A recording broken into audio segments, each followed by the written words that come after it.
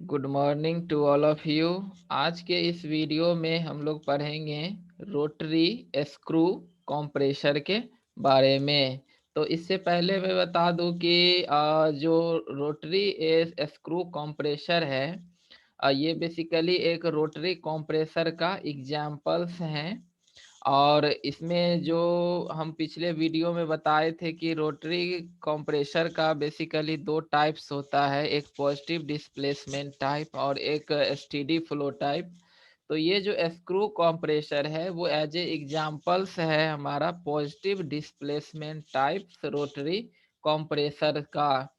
तो इस टाइप के कंप्रेसर में जो प्रेशर की इंक्रीज होती है वो बाय रिड्यूसिंग इट्स वॉल्यूम, यानी उसके वॉल्यूम को हम रिड्यूस करके और उसकी प्रेशर को हम बढ़ाते हैं। तो ऐसा डिवाइस पॉजिटिव डिस्प्लेसमेंट टाइप कहलाता है। और ये रोटरी स्क्रू कंप्रेसर भी उसी पॉजिटिव डिस्प्लेसमेंट टाइप जो एयर कंप्रेसर है, रोटरी एयर कंप्रेसर, उसकी ये एक एग्जाम्पल्स है।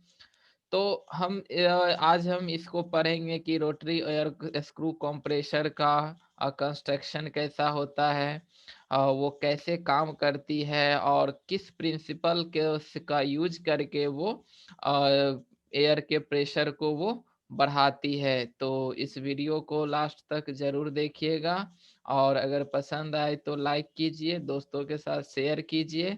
और अभी तक अगर चैनल को सब्सक्राइब नहीं किए हैं तो मेरे चैनल्स को सब्सक्राइब करके बेल आइकन्स को दबा दीजिए ताकि हमारी हर वीडियो की नोटिफिकेशन मिलती रहे।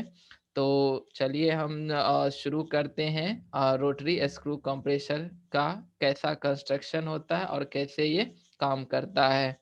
तो कहता है कि a rotary screw compressor has a pair of intermeshing rotor housed in a suitable casing to produce compression. कहने का मतलब है कि रोटरी एयर कंप्रेसर में जो रोटरी स्क्रू कंप्रेसर में पेयर ऑफ इंटरमेसिंग रोटर मतलब हो गया कि दो रोटर होता है इसमें, है ना। और दोनों रोटर इस तरह से होता है जैसे ये इंटरमेस करता है, मतलब एक रोटर का जो तिथ है और वो दूसरे रोटर का जो स्पेस है उसमें वो मेसिंग करता है। जैसे कि गियर का, जैसे हम लोग देखते हैं कि दो गियर एक एक दूसरे में मेस करता है, वैसे ही स्क्रू कंप्रेसर में जो पेयर ऑफ रोटर्स होता है वो इंटरमेश करता है। और ये बेसिकली हमारा फिटेड होता है केसिंग में, है ना। यानी कि एयर टाइट केसिंग होती है जिसमें कहीं भी लीकेज का कोई सब प्रॉब्लम नहीं होता है। मतलब हो गया कि एयर यहाँ से लीक नहीं करती है, पूरी तरह से ये एयर टाइट होती है। और इसी केसिंग के अंदर में ये दोनों रोटर जो है एक दूसरे से इंटरमेश करता है। तो each rotor comprises of a set of helical lobes affixed to a shaft. कहने का मतलब है कि दोनों रोटर जो है दोनों पर सेट ऑफ हेलिकल्स लोब्स, यानी कि इस पर जो लोब्स होता है, जैसे हम लोग बोल्ट में थ्रेड देखते हैं वो भी एज ए हेलिकल टाइप होता है। उसी तरह इस रोटर में भी जो लोब्स होते हैं वो हेलिकल लोब्स होता है और एफिक्स टू ए शाफ्ट, और ये एक शाफ्ट पर एफिक्स होता है, मतलब फिक्स्ड होता है। इसको यहाँ पर फिगर में देख सकते हैं कि यही हमारा इस तरह का जो शेप होता है ये हेलिकल टाइप हो गया और ये उसका लोब्स हो गया। तो ये दो हमारा, एक रोटर ये हो गया और दूसरा रोटर ये हो गया। तो ये दोनों रोटर है और ये एक दूसरे के साथ क्या करता है, इंटर मेश किया हुआ है, दोनों एज ए मेसिंग में है ना। तो और दोनों का ये हेलिकल लॉब्स है। इसके बाद है क्या कि one rotor is called the male rotor and the other rotor is the female rotor. यानी कि इसमें जो दो रोटर्स है इसमें एक जो कहलाता है मेल रोटर्स और दूसरा जो है फीमेल रोटर्स, है ना। मेल रोटर्स जो होती है बेसिकली जिसके पास लोब्स होता है और फीमेल्स के पास फ्लूट कहते हैं हम लोग, फ्लूट या इसको हम लोग वैली भी कहते हैं, है ना। तो जैसे कि यहाँ पर ये जो फिगर दिख रहा है इसमें ये जो स्पेस है, ये स्पेस इस फीमेल रोटर का फ्लूट कहलाता है। और ये जो लोब्स है, ये बेसिकली मेल रोटर का लोब्स कहलाता है। और ये मेल का जो लोब्स है वो फीमेल के फ्लूट्स के साथ इंटरमेश करता है ना। इसके बाद फिर हम आगे जानते हैं कि the number of lobes on the male rotor and the number of flutes on the female rotor will vary in compressors। मतलब है कि इस पर जो जैसे कि नंबर ऑफ लोब्स जो है मेल पे और नंबर ऑफ फ्लूट्स जो फीमेल पे, तो कितना संख्या होगा इसका, ये वैरी करता है according to the size of compressor, types of compressor के, है ना, कि कौन कौन किस तरह का कंप्रेसर है, छोटा है, बड़ा है ना। उसके हिसाब से जो नंबर ऑफ लोब्स और नंबर ऑफ फ्लूट्स होता है वो निर्भर करती है ना। तो चाहे कोई भी रहे, दो सबका जो मेन वर्किंग होती है वो एयर को कंप्रेस करना ही होता है। तो यहाँ से जो इंटरमेसिंग के थ्रू ये वॉल्यूम को रिड्यूस करके ही इसकी प्रेशर को इंक्रीज करता है। तो फिर हम आगे देखते हैं कि सबसे पहले क्या होती है कि with the rotation the leading strip of a male lobes reaches the contour of the female grooves and trap the air in the pocket previously formed. यहाँ से हम इस फिगर से हम देख सकते हैं, यहाँ पर जैसे ये अलग अलग केसेज का पोजीशन का यहाँ पर 4 फिगर बनाया गया है। तो जैसे कि जो हमारा यहाँ पर स्पेस है, ये फीमेल का जो फ्लूट है, ठीक है, तो इस फ्लूट में अभी क्या है, खाली जगह है। तो इसका मतलब क्या है कि इसके अंदर एयर भरा हुआ है, यानी कि इसमें एयर अभी फील्ड रहता है फीमेल्स ग्रुप्स में, ठीक है। और फिर जैसे ही मेल्स का ग्रुप्स स्टार्ट होता है मेस करना, तो जो फीमेल का ग्रुप्स है, जैसे यहाँ पर फीमेल्स का ग्रुप्स है और मेल्स का लोब्स है, तो जैसे ही मेल्स का लोब्स जो है इस फीमेल के ग्रुप्स में इंटरमेस करता है, तो जो ये स्पेस के अंदर जो एयर है वो सील्ड हो जाती है। और ये बाहर तो ऐसे केसिंग लगा हुआ रहता है जो पूरी तरह से एयर टाइट होता है। मतलब हो गया कि ये एयर ना तो लीक करके इधर से इधर जा सकता है, ना ही, और ये सिर्फ क्या होगा कि ये हेलिकल जो स्पेस है, इसी स्पेस के थ्रू वो आगे की ओर ऐसे ट्रेवल करते जाएगा। तो फर्स्टली कहता है कि जो मेल का यहाँ पर लोब्स है और ये फीमेल का ग्रूव्स है, तो फर्स्टली जैसे ही ये इंटरमेश करती है, तो जो इसके पॉकेट में जो एयर फील्ड रहता है पहले से, वो अब क्या हो गया, सील हो चुका है। मतलब अब ये इधर बैक साइड जो है ये अब ये नहीं जा सकता है। इस तरह से इसकी बनावट होती है, इस तरह से इसका मेशिंग होती है कि ये एयर जो है वो अब इसके बैक साइड नहीं जा सकता, ये सील हो चुका है।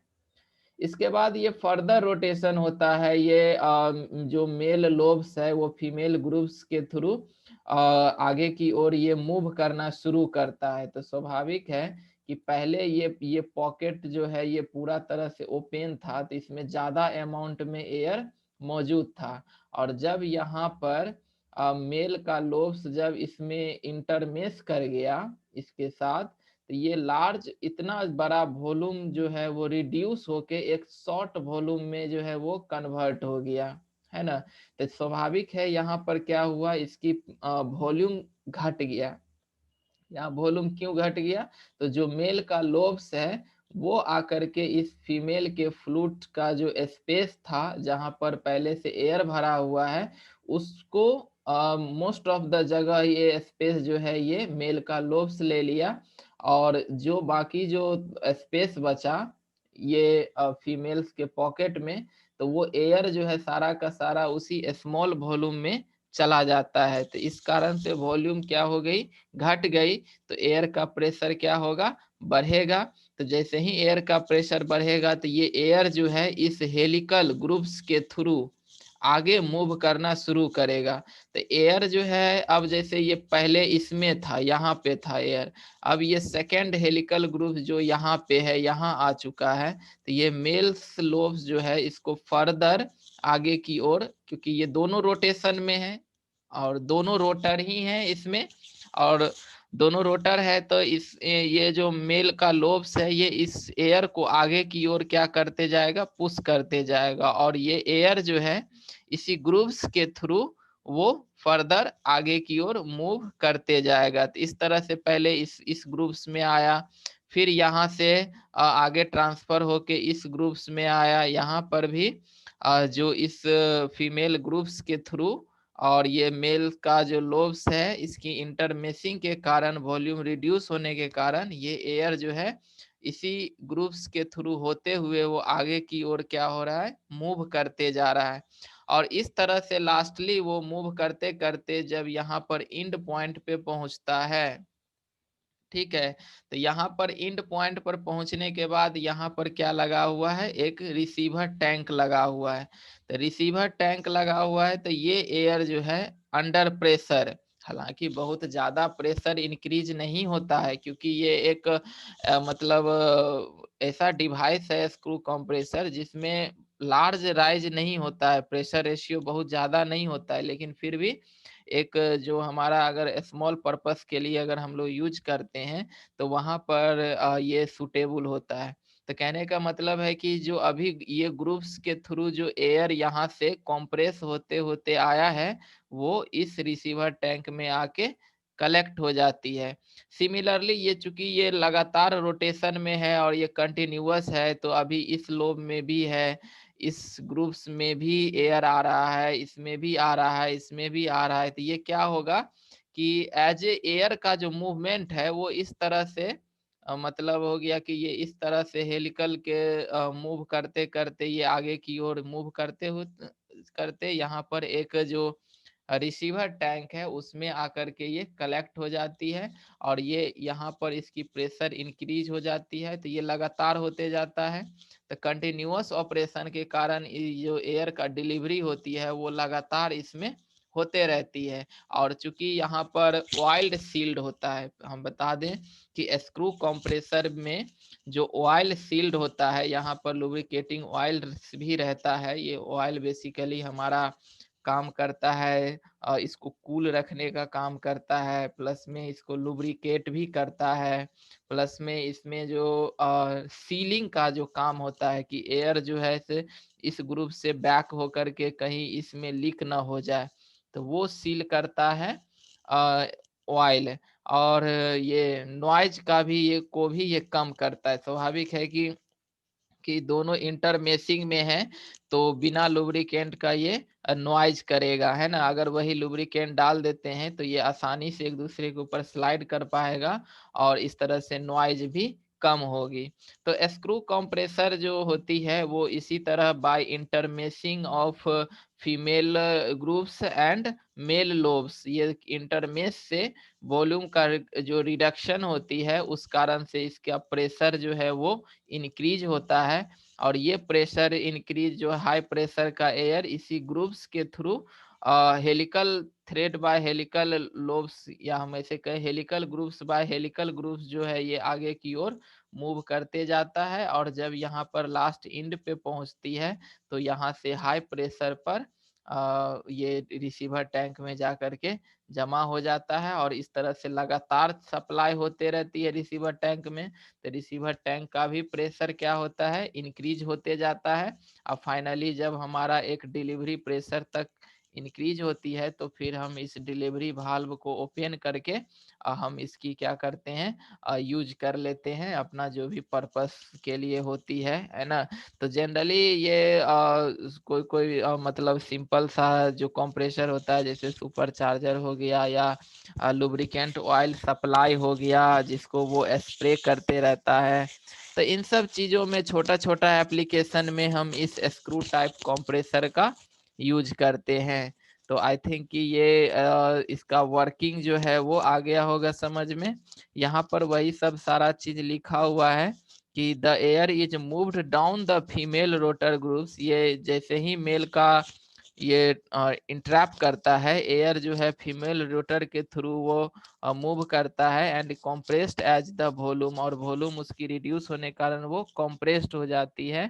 तो when the male rotor lobes reaches the end of the group, जैसे ही मेल का रोटर जो है एंड तक पहुंचता है, the trapped air is discharge from the air and, जो उसमें भरा हुआ एयर है वो डिस्चार्ज हो जाता है। उसके बीच में वो कहीं भी डिस्चार्ज नहीं हो पाता है, क्योंकि उसके ऊपर जो है वो केसिंग टाइट है ना।